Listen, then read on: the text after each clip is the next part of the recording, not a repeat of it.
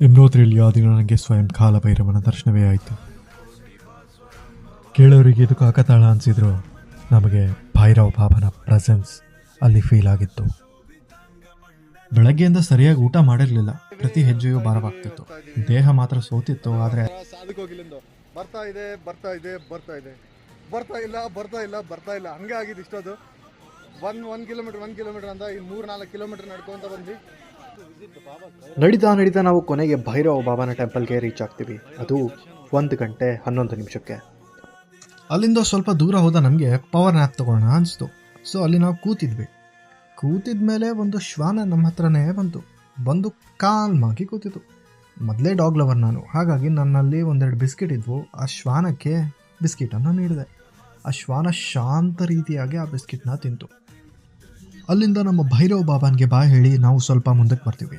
ಮುಂದಕ್ಕೆ ಬಂದ ತಕ್ಷಣ ಒಂದು ಮಿರಾಕಲ್ ಕಾದಿತ್ತು. ಏನಪ್ಪ ಅಂತಂದರೆ, ನಮ್ಮ ಕರ್ನಾಟಕದ ಜನ ಸಿಕ್ಕರು, ಅದರಲ್ಲಿ ಉತ್ತರ ಕರ್ನಾಟಕದವ್ರು ಸಿಕ್ಕರು. ಅವ್ರು ನಮಗೆ 2 ಬಾಕ್ಸ್ ಫುಲ್ ಆಫ್ ರೈಸನ್ನು ಕೊಟ್ಟರು. ನೋಡಿ ಕರ್ಮ ಹೆಂಗೆ ವರ್ಕ್ ಆಗುತ್ತೆ ಅಂದರೆ, ನೀವು ಏನಾದರೂ ನೀಡಿದ್ರೆ ದೇವರು ಅದರ ತಕ್ಕಷ್ಟೇ ನಿಮಗೆ ಫಲ ನೀಡುತ್ತಾನೆ ಅನ್ನೋದಕ್ಕೆ ಕಾರಣವೇ ಇದು. ಸೊ ಹಾಗಾಗಿ ನಿಮ್ಗೆ ಹೇಳಿದೆ, ನಿಮಗಿದು ಕಾಕತಾಳವೇ ಅನಿಸಿದ್ರು ಭೈರವನ ರೂಪದಲ್ಲೇ ಆ ವ್ಯಕ್ತಿ ಪ್ರಸಾದ ನೀಡಿ ನಮಗೆ ಶಕ್ತಿ ತುಂಬಿದ್ರು ಅನ್ನೋ ನಂಬಿಕೆ ಇನ್ನೂ ನನ್ನಲ್ಲಿ ಉಳಿದಿದೆ.